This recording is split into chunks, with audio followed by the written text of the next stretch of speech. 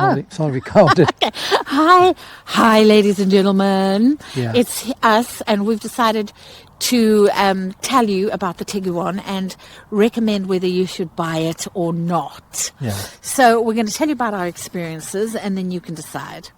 Yeah. As you know, we bought it, and we bought it off an internet automobile site. Yeah. I'm not saying which one. With a 12-month MOT on it. Yeah, 12-month MOT. And service history. Right, service history. It looked good. I mean, Ian apparently knows about cars. We feel he does. He's built and rebuilt his MG and so on and so forth. Yeah. So we felt pretty confident. We thought, oh, well, just take it for a service ourselves. Yeah. So off we went. We took it to Calvin, our lovely mechanic.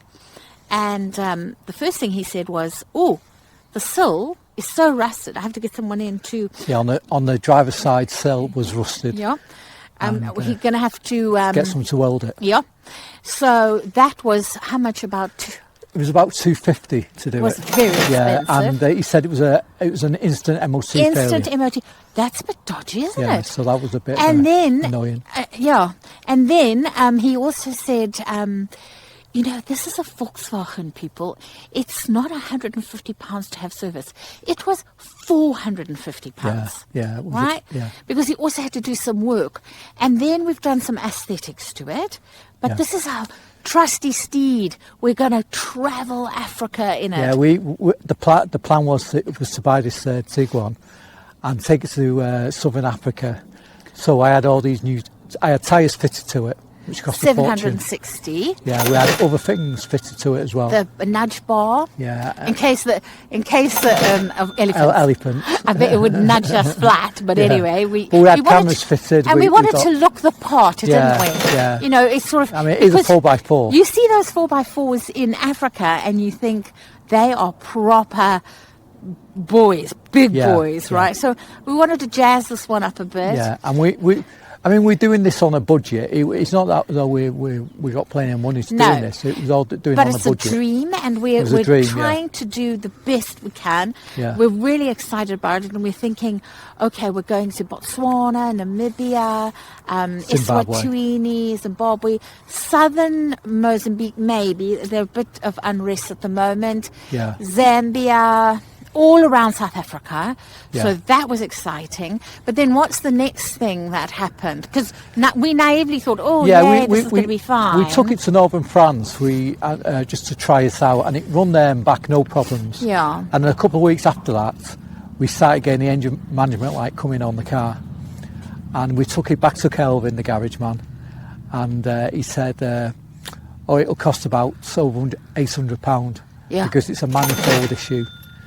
So, as you can see on our last videos of the car, I actually took it to another mechanic who didn't do a good job. And he had a young mechanic who didn't connect up the fuel pipe properly. Yeah, so we had a that breakdown. broke down. Yeah. And so that ended up costing us... Yeah. Well, it cost... Just that garage alone cost over £500. Yeah. And then we ended up taking it to Kelvin to get the work done anyway. So the whole thing was like 1,300 and something. Yeah, 1,300 to actually sort this problem out. So that was outrageous. And so that was another problem. And then... Yeah, a few weeks ago, we went out in the car, and then we heard metal to metal as all the pads had gone down on it. So we took it back to Kelvin, and he said the calipers had seized on the back wheels. So they had to be done with new pads. Luckily, the disc was fine on it. But that was another... And it's not... It's a Volkswagen. Yeah, £760. That's how much that was. £750. $760. We can't afford this. Yeah. But anyway, we've had to pay. I think we've totaled up that over and above the price we paid for the car. Yeah, well over the price. We've paid now about £4,000. Yeah. But it was at that moment that we realised. Well, the trouble was we go ship it over to Durban, South Africa, and then we would go pick it up from there. And then we would go on our journey over to Southern Africa.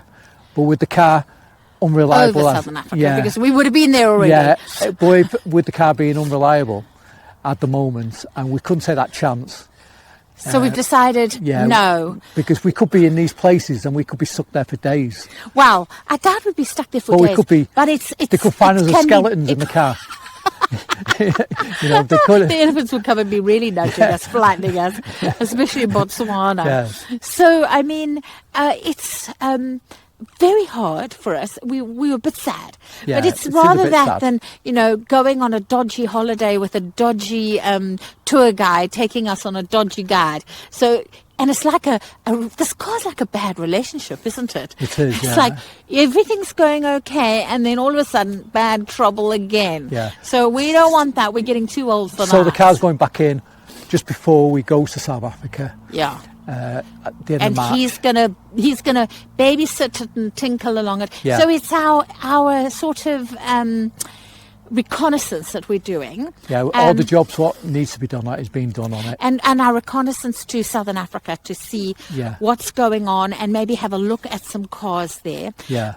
So that's it. We now know that we have to buy a car there. Yeah. And the problem with this is buying a car there is fine if you've got loads of money. Yeah. Because they are literally, I don't know about the economics, it's got something to do with them protecting their economy, their market, I suppose. Yeah. But they are 3 times the price of here in the UK. 3 times the price. Yeah. And the other problem is that when you buy a car from a showroom over there, they just have one MOT up the life of the car. It's not like here where we have an MOT every year. So you've got to watch out for that. Yeah, you've got to watch out for that. Right. So you've got to know something about cars. You've got to have people to help you. Yeah. But we figured that would probably be better. So we're going over to look and see what we can do.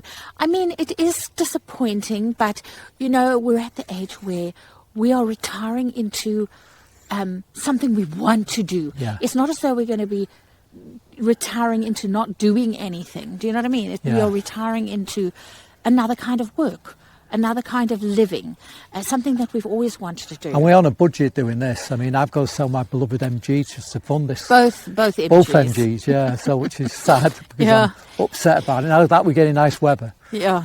Well, it's hardly, the weather is changing for the better. I mean, it's so great when you're in Britain, when it's 10 degrees, you feel like you can suntan. It's balmy, it's great, isn't it? Yeah. But here's the thing. South Africa's strange because the food is absolutely delicious, but it's when you eat out, it's half the price of here in the UK. I'm so looking forward to that. Supermarkets are the same price, which is strange. What you buy at Lidl's and Aldi's, your basket or whatever, or even Tesco's, is going to be the same in South Africa. Yeah. But eating out is a lot cheaper. Clothes are cheaper. Petrol is cheaper. Yeah.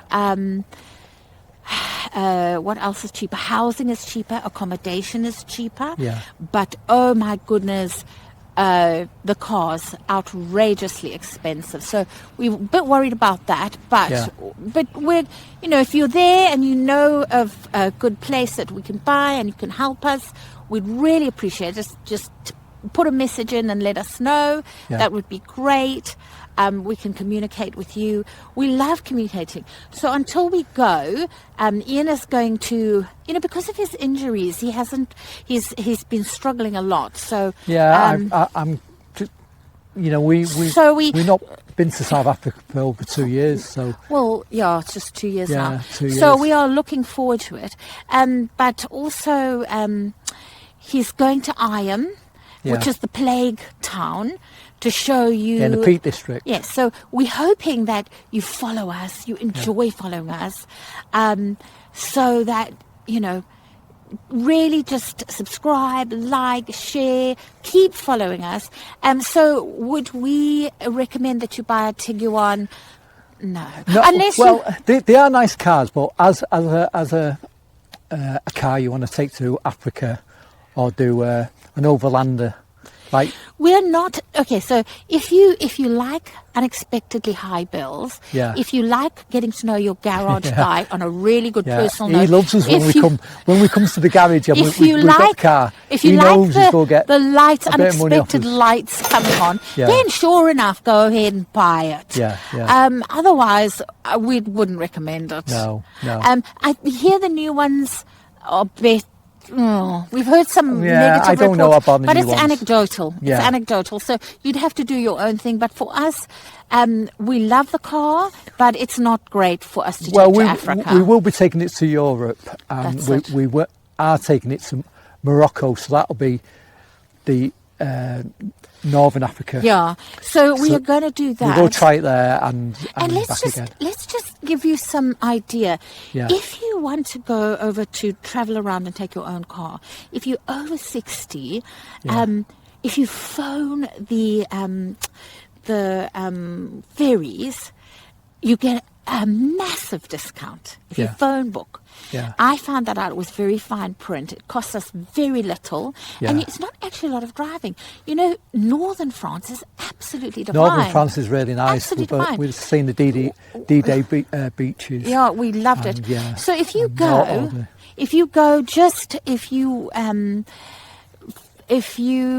take Newhaven to Dieppe, you can take it lower from Portsmouth, and they go lower in France. It's 4 hours. It's actually only 3 hours, but because there's an hour's time difference. So it seems like 4 hours. The boat was fantastic, and then there's very little driving, and the driving is easy. I found it very easy driving in France. The food is divine. Okay, the tolls is the biggest problem over there. Make sure you can.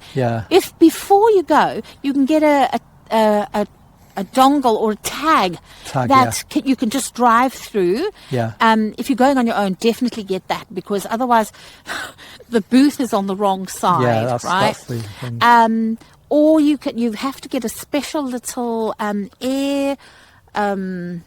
What's that little tag we had to get? We had to send away from it, but it costs very little money. That's you got to put it on.